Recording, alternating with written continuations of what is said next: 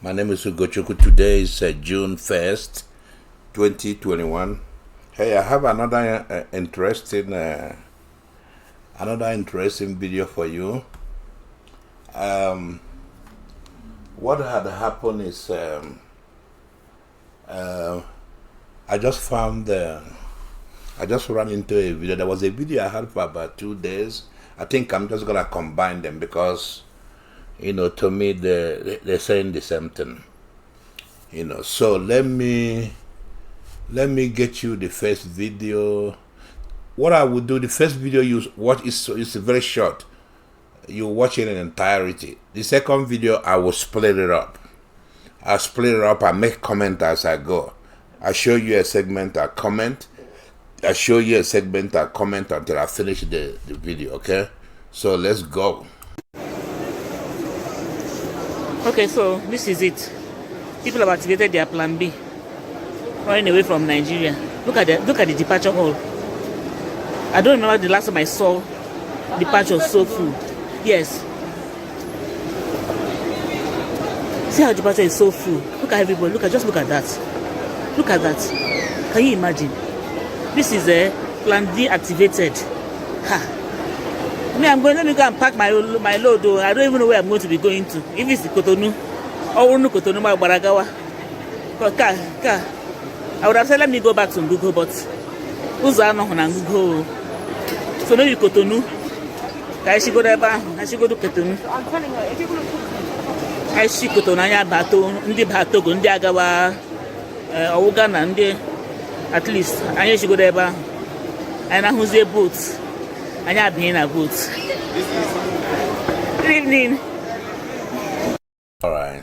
You see what that small video tells you? The small video shows that people already started running away from Nigeria, man. People are beginning to evacuate. Of course, these are the people that have the means. Because now I'm supposing you have a bunch of kids. You have 2, 3, 4 kids. And you've been in Nigeria all your life. You never left. Right? And they don't have money. How do you live? How do you evacuate? Supposing you are by yourself, you don't have any kids, your kids are grown, right? You're a little bit elderly. How do you leave that damn country? Even if you're a young person but you don't have any money, how do you live? How do you evacuate that country, man? So I really feel sorry for the people that are trapped in there. The lady that was talking, was talking about going to Cotonou or Ghana. In Cotonou or Ghana, those are countries, they belong to people too. And Nigerians are in Ghana causing all kinds of criminal activities. There was a point I was really, really seriously thinking about buying a land in Ghana. That way I can build a house there. But hearing what Nigerians are doing there, after learning what Nigerians are doing there, I don't want to, waste my time going to Ghana. I leave Ghana alone. We just have to find a way to fight our way out of Nigeria, man. Yeah, we have to do something, man. Even if it means all of us die there. But if we would die there, the people that are messing with us, they would die there too. So, we gotta do something, man. I don't blame people that are living, but I will come back to that a little later. Let me get you I will then go to the next video. It's gonna be in series. I will give you a segment and say something. Give you a segment. I'll say something. Then I'm gonna tie this evacuation video to whatever I will say. On the second video. All right. Whether you are saying that we need a brand new constitution, or you are saying that we need to rework our constitution, what you are simply saying expressly in a sweeping manner is that the entity called Nigeria has expired. The citizens make the state. But once you go to the street of Nigeria and you are caused, an average citizen of Nigeria is bittered, is acrimonious, is annoyed, passionately disenchanted with the concept of the Nigerian state. Does that not imply that this thing has expired? And then you go politically.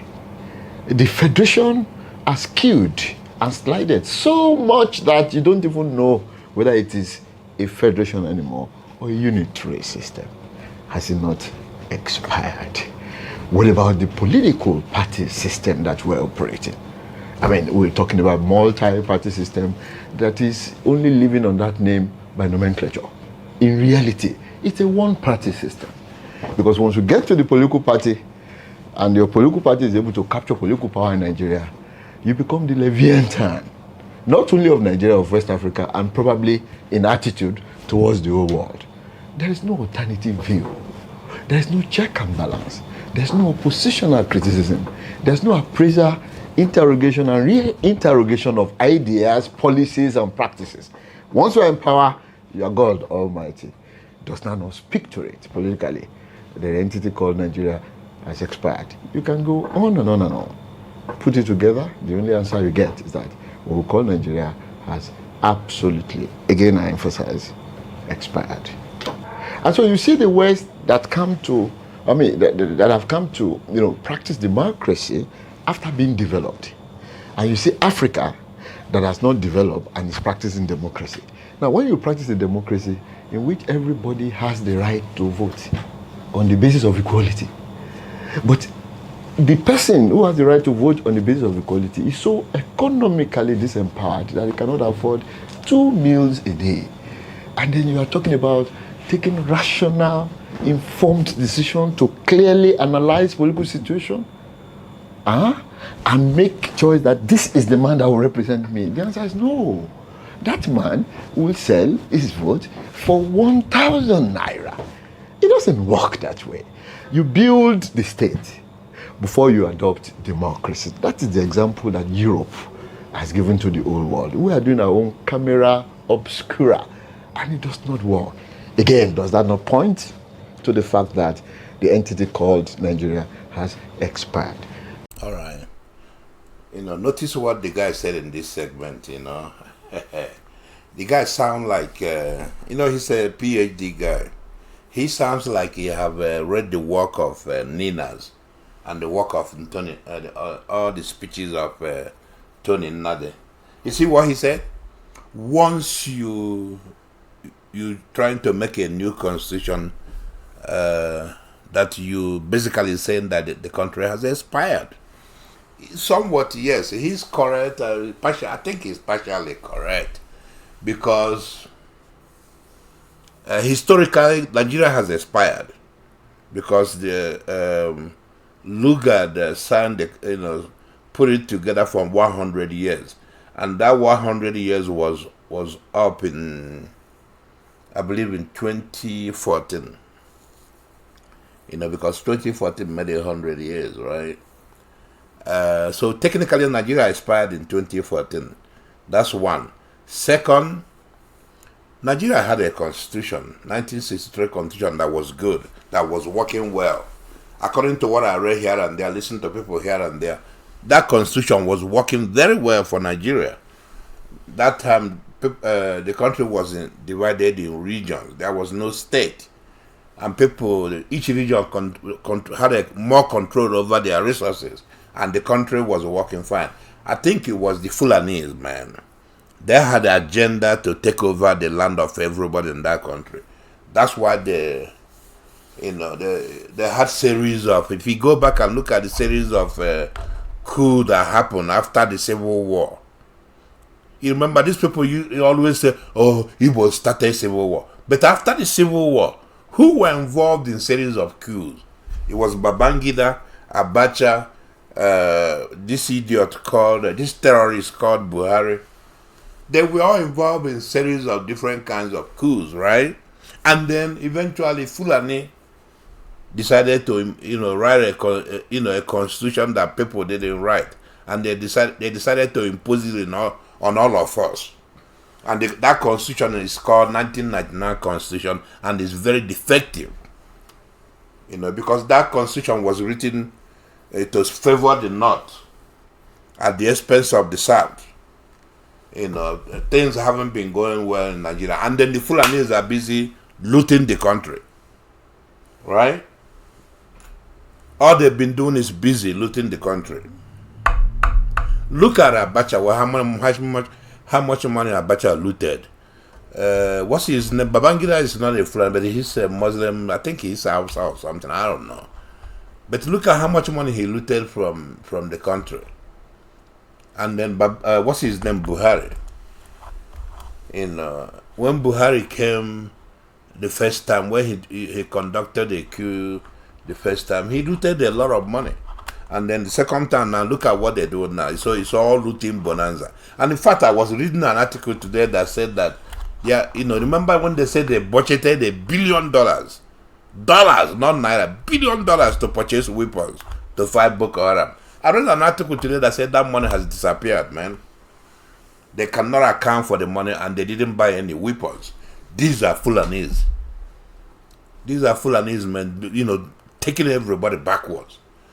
They wrote the constitution and imposed that constitution on us, and that constitution is defective. So in a sense, this guy is somewhat correct, but not completely correct. You see what he said about voting, that people in Nigeria, that people are basically reduced to hunger, poverty and hunger, and they cannot make rational decisions. They can throw their vote away for 1,000 naira. How much is 1,000 naira in American dollars? Less than what? Less than $20 or something like that. I agree with him there. If people are hungry, all they're doing thinking about their stomach, right? And they will not be able to really think about which candidate is better than the other candidate, But I agree with that. But what just here, the implication, he makes an implied conclusion there that black people are not capable of ruling themselves. I disagree with him there. That we're not capable of running a democracy. Well, I guess he can say he's right, because our leaders they're not from us. Our leaders that are losing our people to poverty, they're from us. They're from among us. But I think the whole thing goes back to the defective constitution. Because from what I read, the constitution, 1963 constitution was working very well when it was in use. So this is the people that introduced the 1999 constitution. They're the one that messed us up. But you see, the thing is, we allow them, Southerners allow them. That Fulanis, they don't care. These are people that believe in running around with the cattle. They don't care about money. They don't care about development. Well, I don't want to say they don't care about money. They don't care about development. So they run around with cattle, stealing all the money, but they're holding us back. It's to the point now that people are hungry. Nigeria is going to break up because of them. Because of them. Did you hear that the Sultan of Sokoto, they said that motherfucker has about 32 oil wells from South.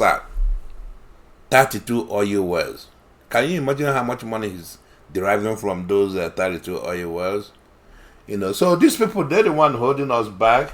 I don't think it's right to say that black people cannot rule themselves. I don't believe that. We can.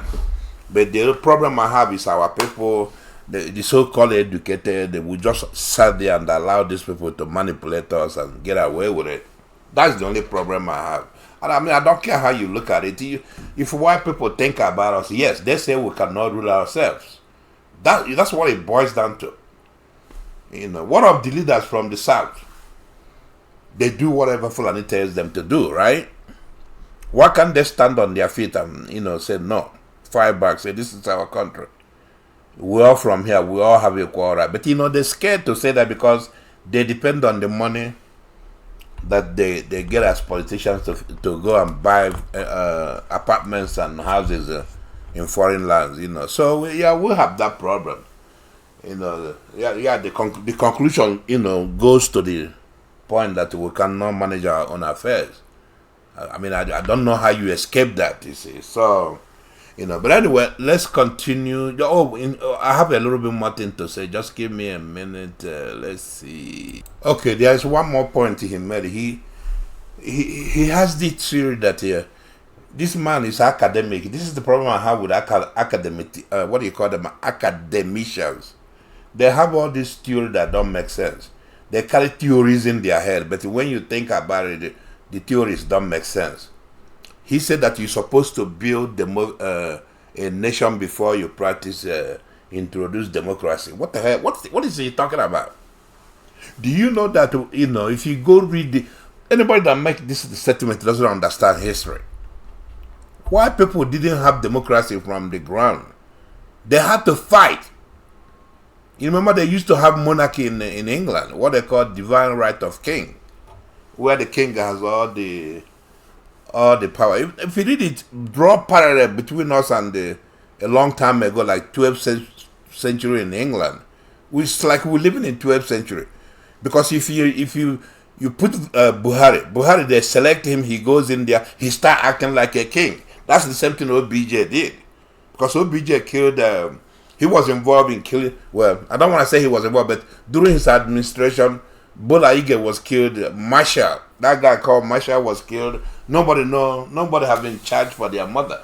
So technically, these are leaders, they're acting like kings. So we are operating in the 12th century England, right? But see, the thing, it makes us look bad because this guy is supposed to be an intellectual. All they're doing sitting around in university theorizing. How can they learn from history? That the people he's talking about in England, during this time, when they were in the present condition, they were always thinking radically, fighting. Remember, they had a Reformation, they had Renaissance. These are the time they challenged the system. We're not doing that. And the Renaissance was possible because people were reading a lot of books. Reformation was possible because people were thinking and reading a lot of books. That's what these guys are doing. They read all these books, but they can't put it into practice. And he's sitting down here theorizing. You're supposed to have a state before you have democracy. What the hell is he talking about? Okay, if you build a state, he build it on like what? Monarchy? After you build a monarchic system, then how do you introduce democracy? It was impossible because the king will not allow you to do that. In a monarchy, you have a king. If you try to tell the king to, now we want democracy, he will fight you. Like I said, this happened in England a long time ago. So I don't know what this guy is talking about. I think some of these guys with their theories, man. I don't see why we can't take our 1963 constitution, throw this one away. We'll force the Fulanis to throw this one away. We'll take our 1963 constitution and then we'll be okay. The country will be okay. But if he don't want to be in Nigeria anymore, we're tired, like he said, everybody's tired of Nigeria. Let's go our separate ways. If Fulani says no, we'll fight them. That's what the English people did. They did that. That's what the Germans had 30 years war. The British had 8 civil wars. I don't know why our people, why is our people like this? That's the problem I have with them reading Bible. A one man will read Bible and see ideas to cause revolution. Our people will read Bible and don't see it as a means to remain dormant, to remain a slave. So this stuff is just annoying, man. I don't know what this guy is talking about. You build a state first and then you have a democracy. How does that make sense? Doesn't make any sense, man. My view is that we must all realize, unfortunately so, painfully so, because we have invested in Nigeria. I have invested in Nigeria. I mean, around 50, you should know that I'm counting down. And so I'm full of regret. With tears almost flowing out of my face. That is this the nation I dreamt about? But better late than never. If we go on with the popular sentiment of let us pray, let us be hopeful, don't let us be prophet of doom, we will never solve the problem. Painful as it is, as it is, we must know that Nigeria has expired and we must, as a matter of urgency, decide to break it down and reconstruct it. How it will be reconstructed will not be what Kayode Jola will say. That's African wisdom. We'll sit down and decide. But there's no doubt that the entity called Nigeria is finished. Nigeria is one of the countries in the world that invests so much in the academia, in the intellectual community, and uses whatever products they have of their research almost for nothing. I tell you, we have the best brains in politics, in political science, in political economy, in law, in constitution. They have conducted millions of research items with way forward, conclusions, pointers, roadmaps on how to solve this kind of problem in empirical manner. How much is the Nigerian state tapping into this? It is not what an individual will say. Because, as I said, each of these proposals to break, I won't use the word break, to rebuild, or tackle the expired state, which is Nigeria, each of them is valid in its own way. So when you say, Dua Republic must move away, it's a proposal. It is absolutely correct. But is it workable under this situation? That's what research will do. We need to invest more in research. If we say it is behavioral that we go, they say we should go into referendum. All these things are done everywhere in the world. But it will not be chosen based on the color of the word or the spelling of the lexical item. They will be chosen after intellectually interrogating the socio-political, very complex one, peculiarities. And that can only be done by the intellectual community. How much is the Nigerian state referring to the research works of the intellectual community to be able to solve Nigerian problem? I belong to the Institute of African and Diaspora Studies, the University of Lagos. The research we conduct here is all about building the nation, building the state, within the peculiarities of Africa. How much is the government tapping into this to be able to get how to solve the problem within the twinkle of an eye? It's not one person's proposal. Otherwise, we leave it to one person, each will be talking from his own personal point of view, from his own ethnic point of view, religious point of view, political orientation point of view. You don't solve national problems that way. You must be holistic. I therefore may suggest to the Nigerian government to look inward into the intellectual circle. The researches are there, the brains are there, the references are there, the materials are there. Tap into them, and then you know how to solve Nigerian problem. If I'm called today, I tell you, I'll volunteer. If you go into history, there are many countries that have solved their national problems through secession. That's a way, but it doesn't make it more correct than another option, say referendum. If you go into history, there are many countries that have solved their national problems through referendum. To other countries, it takes civil war. To other countries, it takes, many other forms. So I'm saying that in as much as I will not be comfortable as calling for secession of Nigeria, I'm saying that secession is an option, referendum is an option, but the decision is not made by one person. And that is why I'm referring to using the national resources at the intellectual level. We must come back to look at many options that are open to us as a nation, including secession, including referendum, including war, whatever you want to call it, so that we can know those ones that will benefit our system with the peculiarities in terms of social, polity, religious, ethnic configuration, without too much casualty. Because when you want to break a nation, you must have casualty. But which approach do we follow without having too much of casualty? That is why we need to go into the research that I was talking about. And the earlier the Nigerian government started to do that, the better for her. All right. It looks like in this second part of the video, the guy was just actually, listing possible solutions for the problems in Nigeria. What caught my attention is, he said that people that say let's pray and all that stuff, it's not going to solve any problem, it won't solve it. Don't forget the way our people are, crowding the churches, thinking that going over there will solve their problems. It's not going to happen. That's what the guy is saying.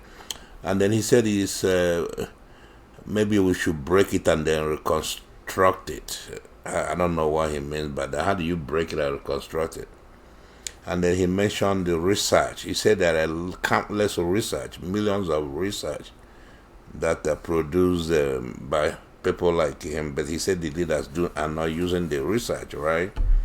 That if the leaders use the research, that they have plenty of research items, millions of research items they can use to solve this kind of problem in Nigeria. But again, the guy is talking in abstract.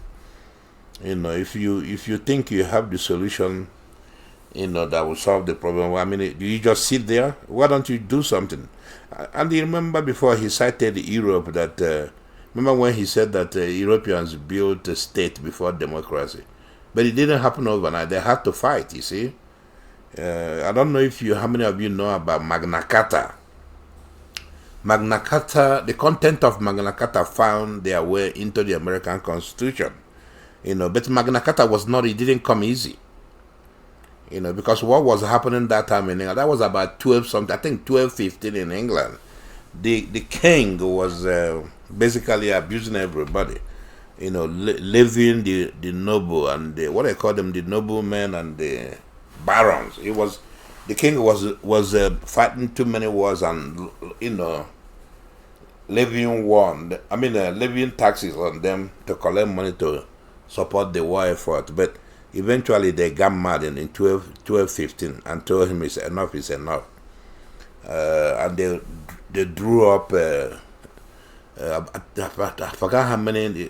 I think it's about close to 100 items that they demanded from the king. The king refused, and then they pick up the gun and fought the king. The king was on one side with his army, the barons, and the the barons were on the other side. So they fought. Eventually, they defeated the king. The king agreed to sign the charter. So most of the items there, like one of the popular items I can't remember, is called that if you do something, you wouldn't be arrested and imprisoned without a trial, because that's what the king used to do that time. So that's one of the items they have in that charter, that if somebody does something, if somebody's accused of crime, they must go to court and face the jury of their peer before they were put in jail. So there were a lot of stuff in that charter that made into American Constitution. And then he talked about Duduwa Republic and all that. So Biafra Republic or Duduwa Republic. He said that all these are proposals, but that government refused to consider these proposals.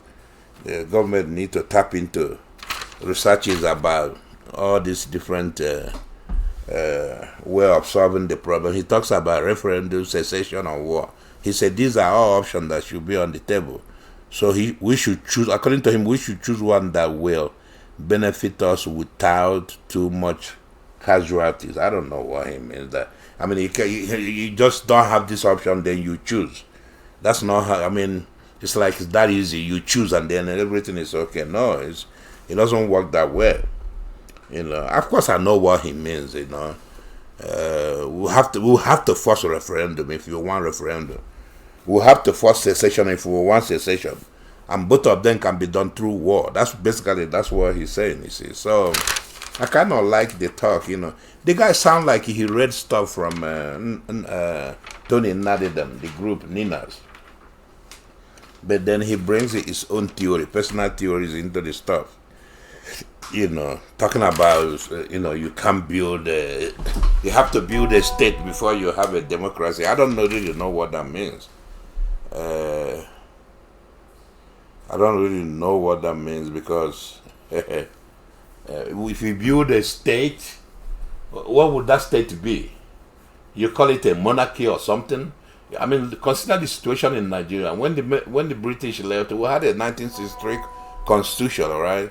He's saying we throw that constitution away and build a state. Nigeria with the different nationalities in there, how would that work? So sometimes these people just throw theories around that sometimes I don't understand what they're saying, But anyway, I think I will leave it there because time is pressing on me.